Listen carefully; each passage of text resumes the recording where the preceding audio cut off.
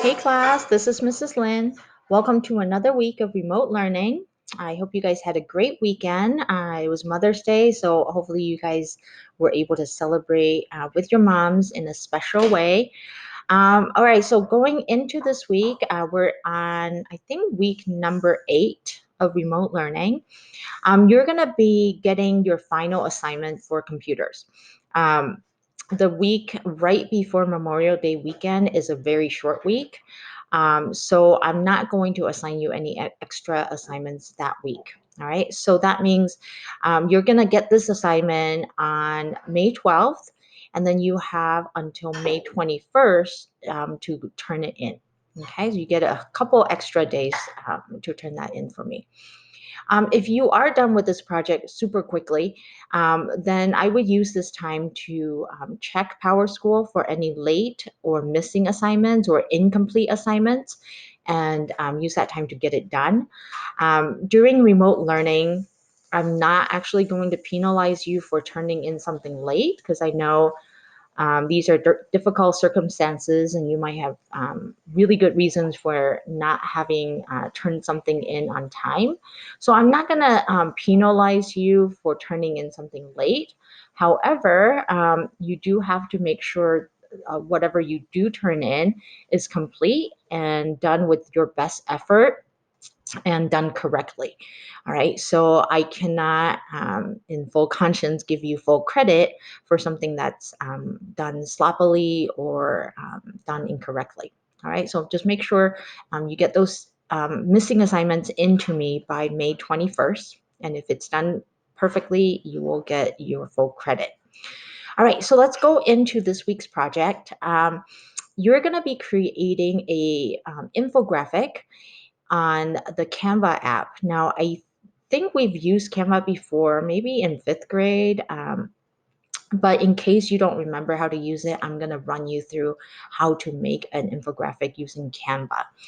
So an infographic is basically a way to represent information graphically, right? So information, graphic. So it's a graphical representation of information. Okay. So if I scroll down here, you're going to see a couple of different examples right off the bat. So for example, this one is called The History of the Coolest Dessert. Yum. All right. And then it's a timeline of the history of dessert. Okay.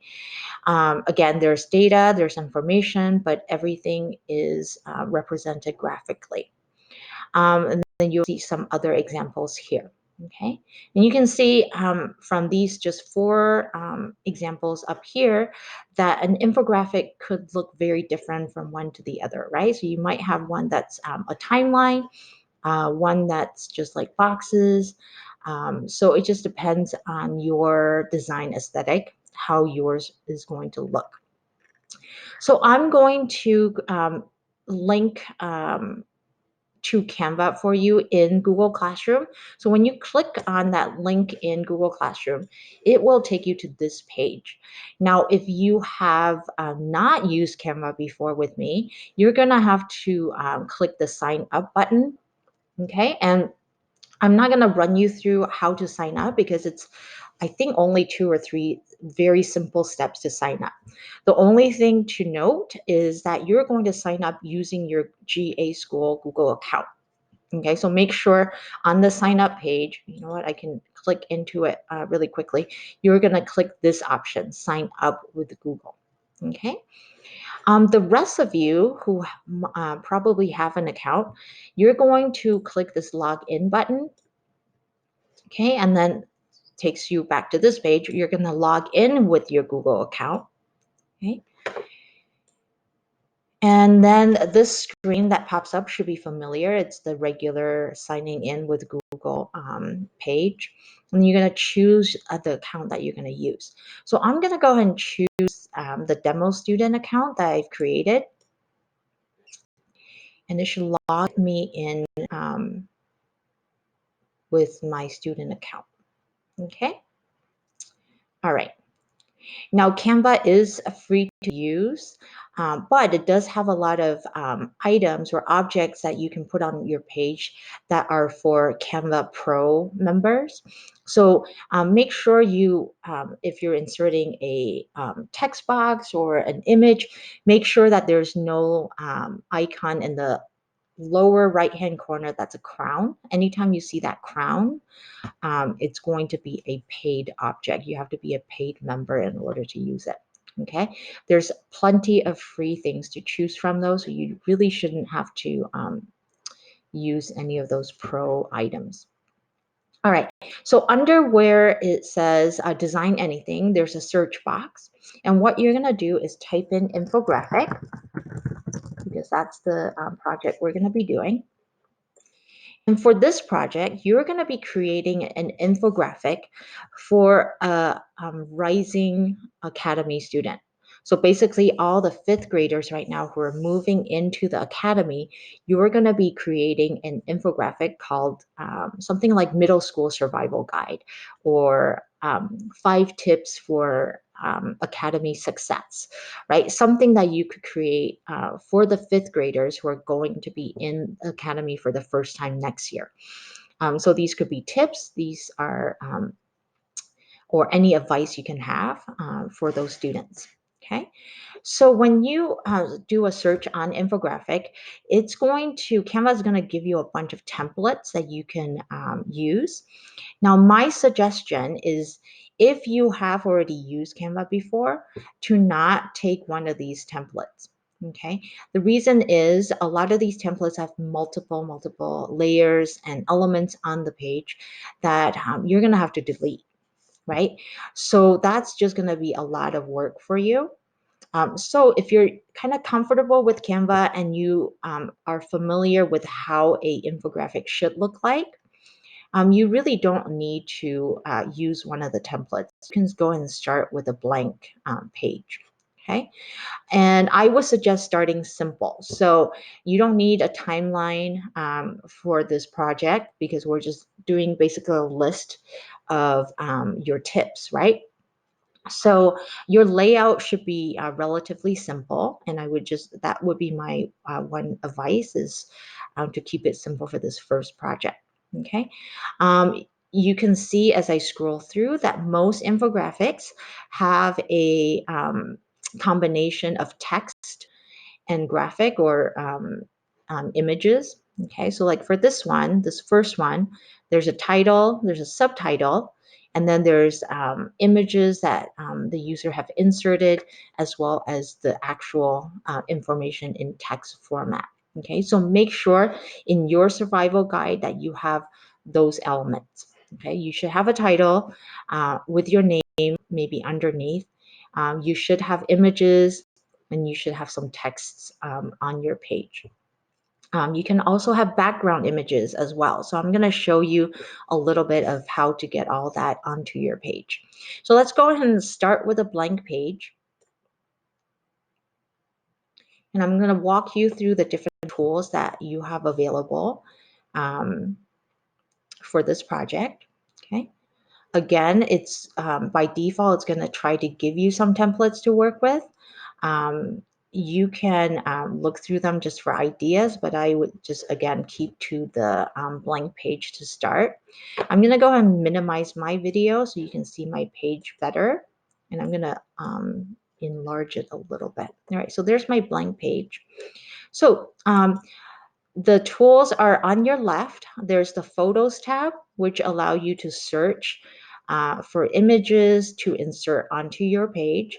Again, there's free images and there are pro images, right? So you're going to stick to the free images. There's this Elements tool or tab that allows you to insert different shapes or frames. And shapes and frames are really useful when it comes to building your own infographic. Okay, because if we looked at some of these templates, right, we have basically shapes used in some of them. And then these boxes are basically also shapes, right, that you can insert. Okay, so Elements is a really good place to to start with. Okay, so there's your shapes. Frames are also pretty easy to use. Basically, frames are just a different way to organize your page. Once you have inserted a frame, you can insert different things into that frame. Okay. Um, if you have charts that you want to include, you can do that. If you want to do lines that separate your different sections on your page, you can insert those. And anytime you want to insert anything, you just have to click on it. Okay, and it'll just take a couple seconds to get onto your page. Okay, um, text. This is a really important tab because you're going to be doing a lot of text on your page.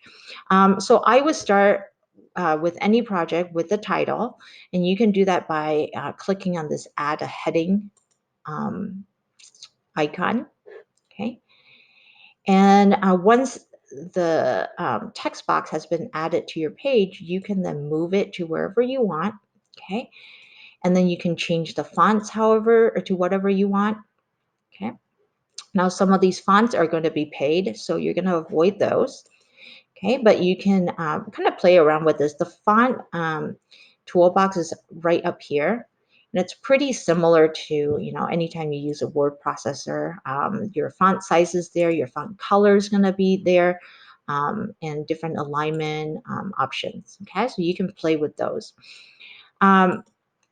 I do want to show you, though, once you get into your infographic, um, there are all these font combinations that Canva have put together for you. Okay, so again, depending on your design aesthetic, you can scroll down and pick these combinations that really speak to your style. Okay, so let me find a good one.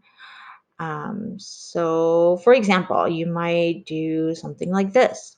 Okay, and basically, it's a combination of two fonts that Canva has put together that really go well together. Okay, so let's say you're doing your first tip to surviving middle school. You can have something like that. Okay, and once you have inserted that those combination boxes, you can click into individual text boxes and change the wording in that. So you can say survival tip number one, and then do your little survivor tip. Okay, so this one, the font might be too big for the tip itself. So you can again change that however to whatever size you need. Okay, but I do like this feature of font combinations because it gives you a very professional look very quickly, right? And it's kind of the thought process is already done for you. So survival tip number one, and you can say always go to class prepared. Okay, so that's just a simple, very general tip. But that's something you can play with. Okay, these text combinations that Canva has for you. All right, we'll skip the video because you won't be using videos in this project. Let's go to background really quick. And again, that's background is just a simple way for you to kind of jazz up your page. And all you have to do is select your background and then click on it and it will just automatically be added to your page. Okay, so there it is. Okay. So you can play around with that. You can have just a simple solid color or gradient background. If that's what you prefer, that's fine. Okay, I'm not going to be picky. You get to kind of choose your own designs. Okay. And then this last tab I wanted to show you is the uploads page or tab. This is where if for some reason you can't find an image that you want to insert to your infographic, you can actually upload your own images from your computer. Okay. The caveat to that is that you have to have some images already on your computer. Okay. So to do that, I'll show you really quick how to do that. You're going to open up another Google browser tab. Okay. And mine just opens up to the Google browser. Okay. So let's say your tip is about always making sure you have the right books. You're bringing your textbooks or agendas to your class. So I can just do an image search for books. Okay. And at this point, this is a very important tip. You want to you want to narrow down your search results to images without a background. Okay. So if I were to insert an image like this into Canva, okay, it's going to show up like a rectangle, right? Because it's an image with a yellow background. And you might not want that because the background might kind of clash with your existing background. Okay. So what you want to do when you've done your initial Google search for that image is you want to click on tools, and then where it says color, you're going to click color and then click transparent. So you want images that don't have any backgrounds to them. Okay. So for example, let's just go with the first image we see. Okay. So if I click on that image, okay, in the preview that shows up, I see like you guys should see that white and gray checkerboard in the back. Okay, that just means that there's no background to this image. The only thing that's going to show up when I import this image into Canva are the books. Okay, so let's say that that's the image we want. Okay, we're going to right click on the image and then click Save Image. Okay, and that will save an image to my, usually it goes into my downloads folder. Okay, so I'm going to go ahead and click rename it books. Okay, I have to make sure it is a PNG, which means it's got the transparent background, and then I'm going to say save. Okay, so that image now is going to show up for me on my lower left hand corner. Okay, I'm going to go back to that Canva page. Okay, and I'm on the uploads tab. Okay, and all I have to do is click and drag this file into that onto that screen. Okay, all right, and so there's my books image. Okay, the second way to upload that image once you already have it on your computer is to click on this upload an image or video tab or button, and it's going to let you browse to an image that you want. Okay, so you can just browse to the image that you want and then click open, and it'll basically go up to the right, the same place. All right, so once you have an image uploaded without the background, you can then click and drag it onto your page. Okay, now it might take a second for this to work. Okay. All right, so there's my image, and it doesn't have a background that clashes with my background for the page, right? And then now, once you have that image inserted, you can then play around with the layout. Okay, so if that image were to go with my survival tip number 1, which is to come to class prepared, I might want to go ahead and put them side by side like that. Okay, and there's my first tip. So for you guys, for this project, I'm looking for at least 5 tips or 5 of these little entries on your page. So you're going to have your title, which could be anything you want. It could be Survival Guide to Middle School, or 5 tips for having a successful year in the academy. Whatever title you want is fine.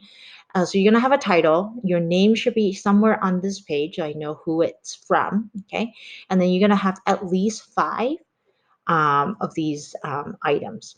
Okay, so you have to show me that you know how to insert an image, preferably an image without a background. You have to show me that you know how to use a text box. Okay, and somewhere on this page, show me that you know how to use one of these elements, whether it's a shape or a sticker or a line. Okay, I just need to know that you guys know how to access these options. All right, when you're done, it's time to share this project with me to turn it in. There's 2 ways to do that. I would prefer this first way. Okay, but there are two ways. The first way is to go ahead and download this file as a PDF onto your computer. So you're going to click on this download button here. Okay, and it's going to give you the option of different file types. Mine by default says PDF print. That's what I want. And then I'm going to go ahead and click download. Okay. It's going to take a couple minutes to convert everything you have into a PDF. Okay. And then my download file on my computer show up here in the lower right-hand corner. Okay. So once that file has been downloaded to your computer, you're going to go to Google Classroom under the assignment page. Okay. And you're going to click in the assignment page. Once you have it open, you're going to upload that PDF file onto that assignment page and then submit the assignment that way. Okay. I don't have, let me see if I have let's go to Google Classroom. Oh, I'm not logged in as a student, so I can't really show you, but let me see if I can switch really quick to my demo student.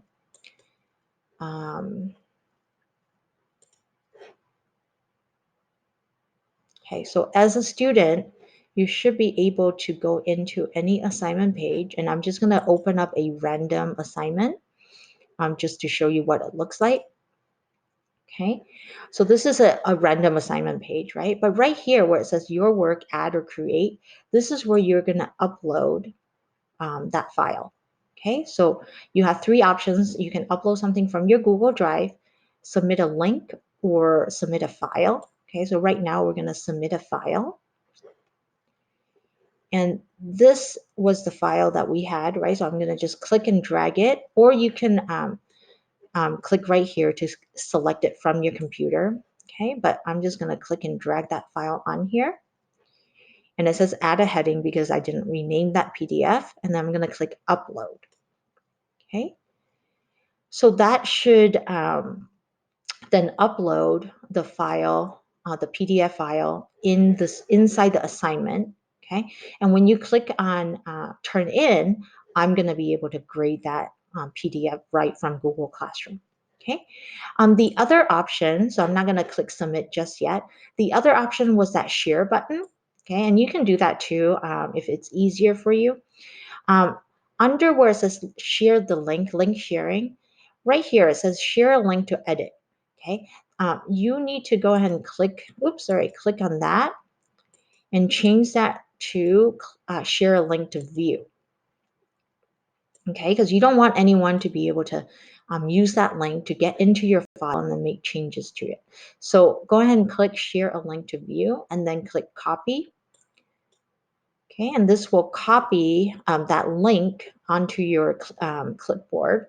Okay, and then when you go back to your Google Classroom, okay, remember it's still in that assignment, you can click add or create, and then right here it says add or create a link. And then here is where you're going to right click and then paste that link. Okay, so you can do that two ways, either by just sharing the PDF with me or by sharing that link. When you're done, you can then, my video's in the way, click on this turn in button. Okay, so make sure you turn it in or else I won't be able to see it. All right, and that's it. Okay, so hopefully that tutorial will help you get started on this project. Have a lot of fun with it. Make sure your tips are appropriate for school. Um, but it should be a fun project and that it shouldn't take you too long to do.